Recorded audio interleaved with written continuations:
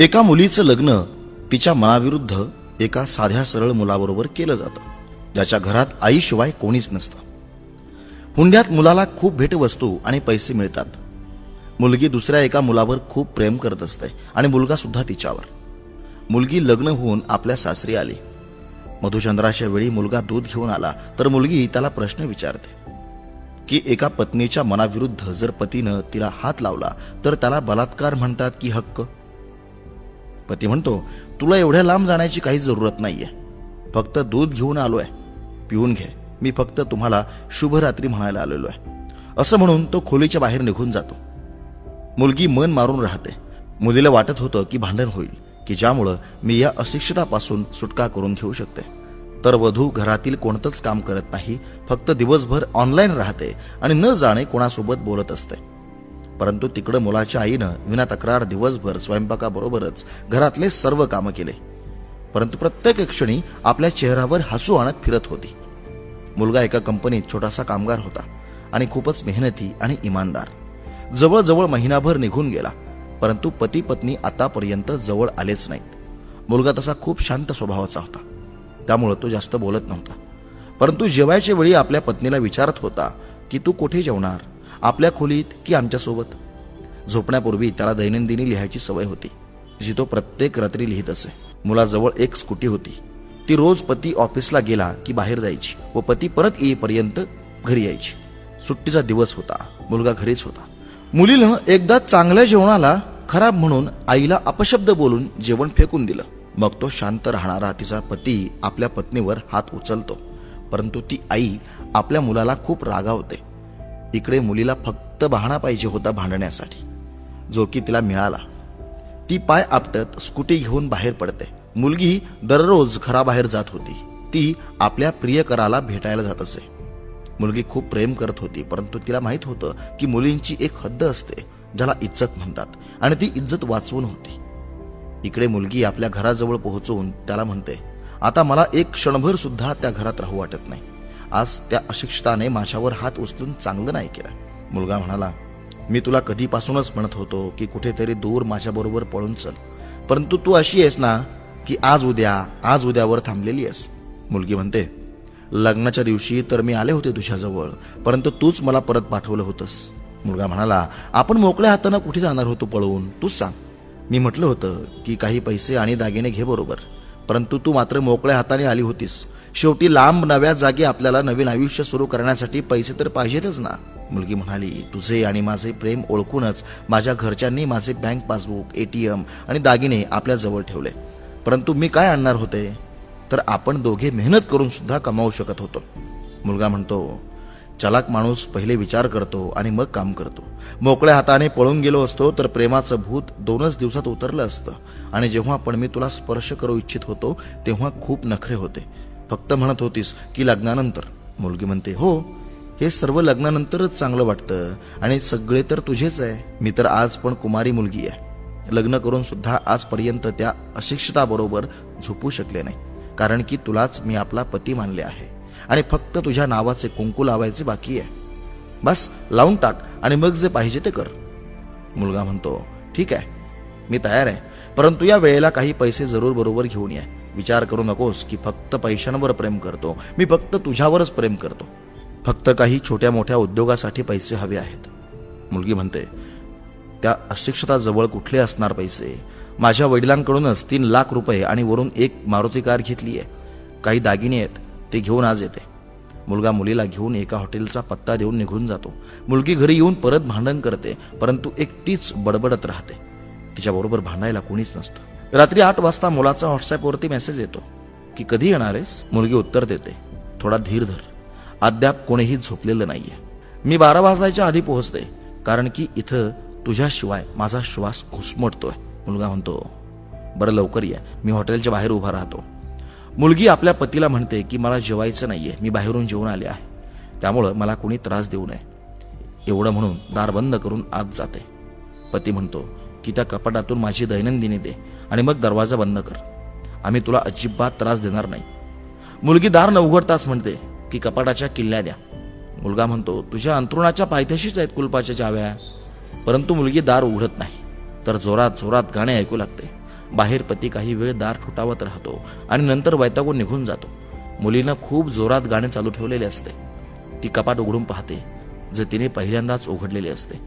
ती नेहमी आपले सामान कपाटात वेगळे ठेवत असते. कपाट उघडताच ती आश्चर्यचकित होते. कपाटात तिचे स्वतःचे पासबुक, एटीएम कार्ड असते, जे तिच्या घरच्यांनी तिच्याकडून खेचून घेऊन ठेवलेले असते.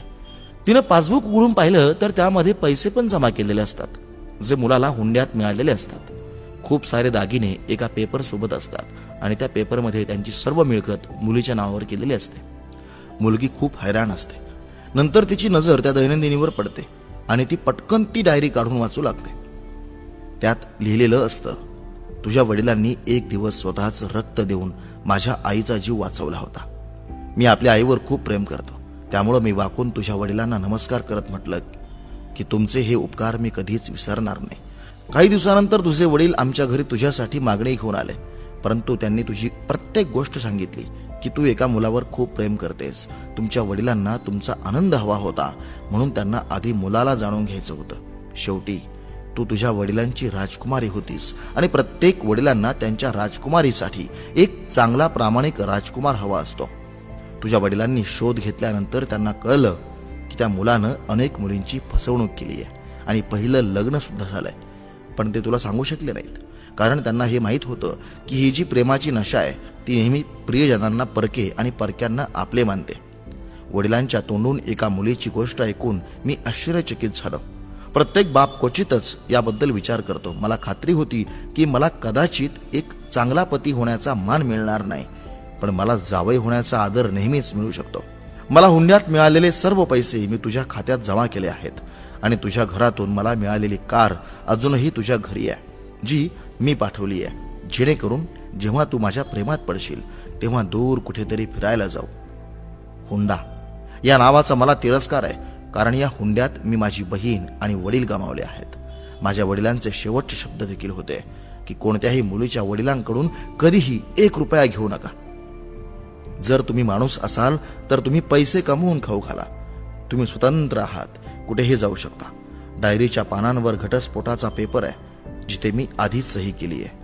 जेव्हा तुम्हाला असं वाटेल की आता तुम्हाला या अशिक्षिताला सोबत ठेवण्याची गरज नाही, तेव्हा तुम्ही स्वाक्षरी करून तुमच्या सर्व गोष्टी कुठेही घेऊ शकता.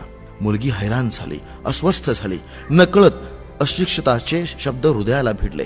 इच्छा नसतानाही अशिक्षिताचं अदृश्य प्रेम जाणवल्यानंतर पापण्या ओलसर झाल्या. पुढे लिहिलं होतं, मी तुला मारलं कारण तू आईला शिवीगाळ केलीस, आणि जो पुत्र स्वतः समोर आईचा अपमान सहन करतो, मग तो मुलगा कसला? उद्या तुम्हाला मुले होतील. काहीही झालं तरी तुम्हाला आईचे मोठेपण आणि प्रेम जाणवेल. मी तुम्हाला वधू म्हणून आणले आहे, तुम्हाला जबरदस्ती करण्यासाठी नाही. जेव्हा प्रेम होईल तेव्हा मी तुमच्याकडून बरेच पुनर्प्राप्त करेन. तुझ्या प्रत्येक चुकीचा मी तुझ्याकडून निवांत बदला घेईन. जर तू माझी झालीस तर खूप प्रेम करेल, आणि कोणा दुसऱ्याची झालीस तर तुझ्यासाठी प्रार्थना करेन. मुलीचा फोन वाजत होता, जो व्हायब्रेशन मोडवर होता. ती मुलगी आता वधू बनली होती. रडताना पापण्यांमधून अश्रू गळत होते.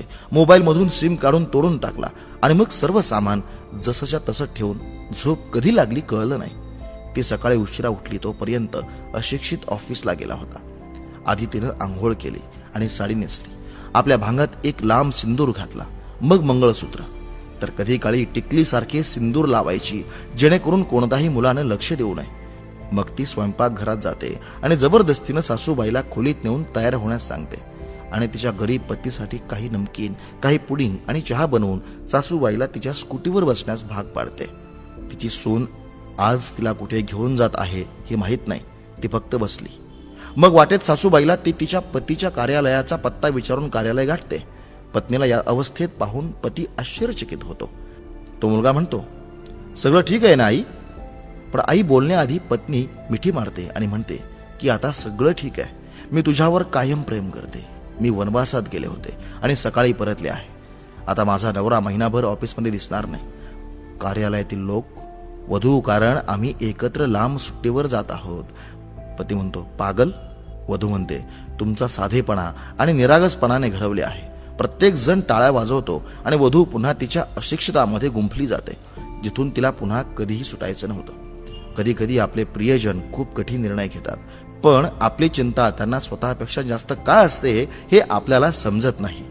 आई वडिलांच्या निर्णयाचा आदर करा, कारण हे असे दोन लोक आहेत जे तुमच्यावर नेहमी जगापेक्षा जास्त प्रेम करतात.